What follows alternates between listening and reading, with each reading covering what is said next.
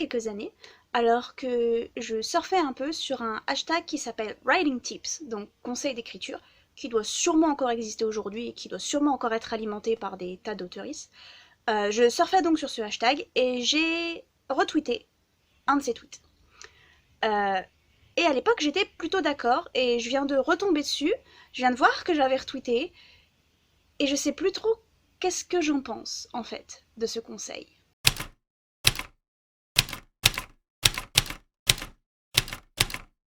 Du coup, ce tweet disait, je vais traduire un petit peu à l'arrache, quand un ou une auteuriste réalise que ça marche pas, que son roman ne fonctionne pas, qu'ils sont bloqués dans leur roman, qu'elles sont bloquées dans leur roman, je leur fais se poser 3 questions. Qu'est-ce que les lectrices sont censées ressentir à la fin de leur livre? Enfin, qu'est-ce qu'ils veulent que leurs lectrices ressentent à la fin de leur livre?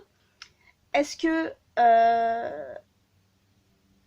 l'histoire est satisfaisante pour le temps que les lectrices vont consacrer à cette histoire? Donc, est-ce que, en gros, est-ce que ça satisfait les lectrices? Est-ce que ça vaut que les lectrices lui donnent du temps à ce livre?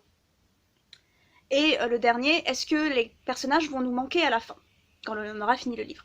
J'adore cette dernière phrase, moi. Est-ce que les personnages vont nous manquer à la fin du livre? Ça, je pense que c'est un conseil qu'il faut garder.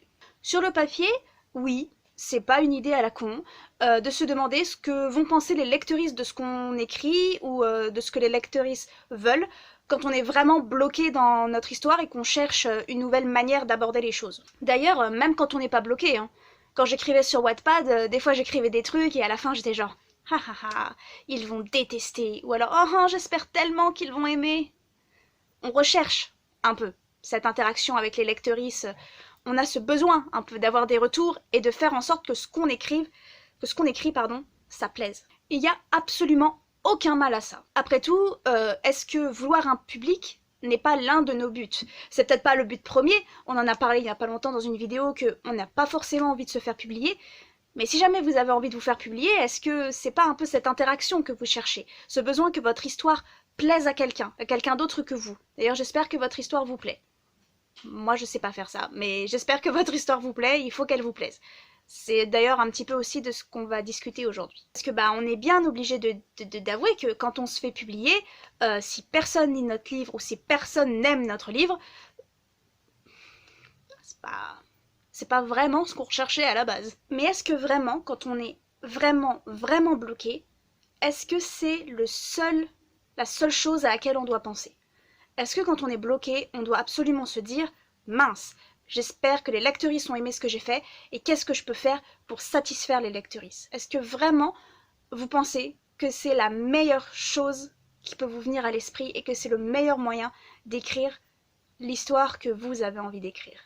De nos jours, on sait très bien ce que le public veut, il suffit de voir tout ce qui sort en ce moment. Les vampires vont sûrement revenir en force avec Twilight, mais on sait aussi par exemple que l'érotique ça fonctionne.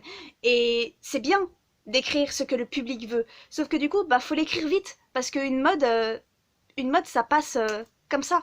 Je veux dire, moi j'ai écrit toute une tétralogie sur des loups-garous, ça fait longtemps que les loups-garous ils sont plus à la mode. Mode, ça va, ça vient, ça repart, ça prend des vacances, et puis ça nous revient comme ça, sans qu'on sache trop pourquoi. Donc techniquement, on est ok sur ce point. On sait ce que veut le public. D'ailleurs, quand on est auteur ou autrice, souvent sur internet, on voit des camarades qui demandent toutes les 30 secondes « Qu'est-ce que vous pensez de ce cliché? Est-ce que si j'écris ça, vous pensez que ça va plaire? Est-ce que vous écrivez ?» Donc avec tout ce genre de réponses, quand on donne nos avis personnels, que ce soit sur une review lecture, sur cette chaîne par exemple, ou sur Twitter, ou sur des blogs, ou quand quelqu'un pose directement la question, et en se basant sur nos goûts personnels aussi, on sait très bien ce qu'aujourd'hui un lecteur ou une lectrice peut apprécier. Mais l'auteurice, on en pense quoi? Vous avez pas envie de l'aimer, ce livre? Parce que moi, quand je suis bloquée dans mon bouquin et que je me demande « Mais où est-ce que tu vas avec ça ?» je me tourne toujours la question vers moi. Où est-ce que je vais avec ça? Pas où est-ce que le lecteur ou la lectrice voudrait que j'aille. Et je pense que, je sais pas si c'est un bon ou un mauvais réflexe au final. Parce que moi, personnellement, je pense que c'est un bon réflexe. Peut-être que vous n'êtes pas d'accord. Mais c'est vrai que l'idée du lecteur ou de la lectrice, depuis que je suis plus sur Wattpad, elle me vient plus. Je m'en moque en fait. Enfin, je me moque pas de vous. Je suis contente quand mes bêta lectrices elles me donnent un bon retour. ou qu'elle me donne des conseils. Mais au final, quand j'écris, je ne pense pas à vous, aux lectrices. Je pense à moi, l'autrice, qui voulait écrire ça, et qui sait très bien quand ça ne plaira pas, ou quand ça marchera un petit peu moins. Le livre, il doit d'abord faire plaisir à l'auteur ou l'autrice. Je veux dire, c'est lui qui l'écrit, non? Parce qu'en réalité, écrire pour plaire aux autres, c'est pas si compliqué que ça. Il suffit de surfer sur les clichés et sur les modes, en fait. Même si, bon, oui, les modes passent, mais il y a des clichés qui restent toujours accrochés. D'ailleurs, moi, j'ai absolument rien contre les clichés. Je sais pas pourquoi vous faites une guerre aux clichés, mais si les clichés sont là, c'est parce qu'ils plaisent. Et il y en a qui me plaisent toujours autant, moi. Je peux les voir dans n'importe quel bouquin des centaines et des centaines de fois. Ils me plairont toujours. Dans un sens, si ces clichés nous plaisent et si ces modes nous plaisent, ça doit être tellement agréable à écrire. Parce que vous écrivez le livre que vous voulez, et puis parce que vous savez ce qui fonctionne, les intrigues, les tropes. Franchement, allez-y. Si vous voulez écrire sur un triangle amoureux avec des vampires, même si ça a été fait 14 000 fois, eh ben, faites en sorte que ce soit fait 14 001 fois. J'aime pas les maths. Mais il y a d'abord une question qu'on doit toutes et tous se poser en fait. Est-ce que ce livre, vous avez envie de l'écrire? Parce que tout repose là-dessus en fait. Si vous avez envie d'écrire un truc qui a déjà été lu, qui a déjà été fait, ok. Mais est-ce que vous avez envie de l'écrire? Ou est-ce que vous avez envie que ça marche? Et je sais que c'est pas facile d'aimer son propre livre. Parce que moi aussi, je les déteste. J'ai d'ailleurs fait toute une vidéo là-dessus qui s'appelle Laisse-moi haïr mon roman, je crois, ou un truc comme ça. Je sais ce que c'est d'être confronté à la réécriture et de détester absolument tous les points. Parce qu'à la base, ce livre, c'est pas le nôtre. Je connais pas votre raison d'écrire. Et au final, ça me regarde probablement pas. Mais est-ce que vous n'êtes pas censé y mettre tout ce que vous aimez dans ce bouquin? Y mettre votre cœur? Y mettre, je sais pas moi, vos expériences? Y mettre les sujets que vous aimeriez aborder? Parce que vous ne m'ôterez pas de l'idée que vous mettez énormément de votre personnalité dans ces bouquins. Énormément, même si vous vous en rendez pas compte. Sur mon blog, j'avais écrit un article qui parlait du self-insert, où je disais justement qu'au final, on fait toujours du self-insert. Si jamais cet article vous plaît, que vous voulez que je refasse une vidéo, dites-le moi. Votre plume aussi, hein. Votre plume, c'est la vôtre, c'est ce qui fait votre signature dans ce livre, en fait. La vôtre. Pas celle des lecteurs ou des lectrices. Est-ce que vraiment il faut laisser l'avis des lectrices remodeler tout ce qui fait que vous êtes un auteur ou une autrice? Il faut aussi vous poser la question de quel public vous voulez attirer. Est-ce que vous voulez attirer un public à qui vous avez absolument fait plaisir, ou un public qui pense comme vous en fait?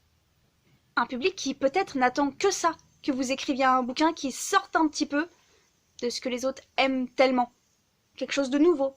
Un public qui attend désespérément que quelqu'un parle des messages dont vous allez parler. Un public qui juste ne trouve peut-être pas ce qui lui plaît dans la littérature actuelle et qui attend l'auteur ou l'autrice qui fera sortir, je sais pas, des messages, tout simplement une plume un peu différente.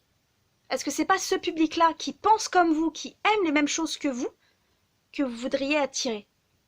Est-ce que vous voulez vraiment attirer un public qui va simplement aimer quelque chose que vous n'auriez pas écrit de vous-même en fait? Bien sûr, des fois on fait des petites concessions, des petites exceptions. Je veux dire, quand je demandais des avis sur Wattpad, quand j'ai demandé des avis de bêta lectrice, quand j'ai demandé des avis de retour d'appel à texte, c'était pas juste pour qu'on me dise ce serait bien que tu fasses ça et leur cracher à la tronche et dire bah non, c'est mon bouquin, je change pas. C'est-à-dire, si on demande des avis, oui, c'est pour apprendre de ces avis, c'est pour s'améliorer, mais il faut pas oublier le cœur de votre roman. Ce qui a fait que vous vouliez écrire ce roman. Quand j'étais en bêta lecture, il y avait des fois des remarques où on me disait « Oh, ça, moi, j'ai pas trop envie de le lire. » Et puis moi, je disais « Bah oui, c'est bien, mais moi, j'ai envie. » Et il y a des fois où j'ai fait des modifications. Parce que, bah, pour moi, ça ne dénaturait pas mon texte. Dénaturer pas mon... Oui, c'est un mot, ça, je crois. Ça ne dénaturait pas mon texte.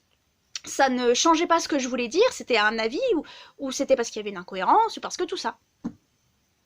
J'ai pris la décision, à plusieurs reprises, de continuer de suivre ce que moi je voulais faire de ce livre. Quand j'écrivais ma trilogie sur Wattpad, il fallait absolument qu'il y ait une romance. Pas parce que moi je voulais une romance, mais parce que bah, c'était ce que le public demandait.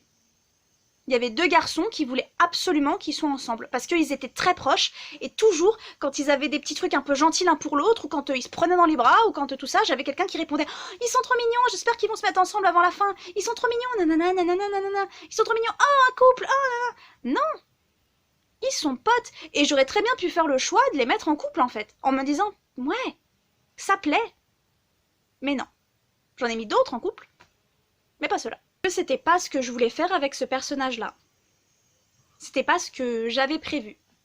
Pour moi, ce personnage-là, il avait pas besoin d'une romance pour exister. Il me manque ce personnage, je l'aimais tellement. La seule différence, c'est que quand on écrit sur Wattpad, on cherche ses commentaires pendant l'écriture. Quand vous aurez publié votre livre, le livre, il sera publié.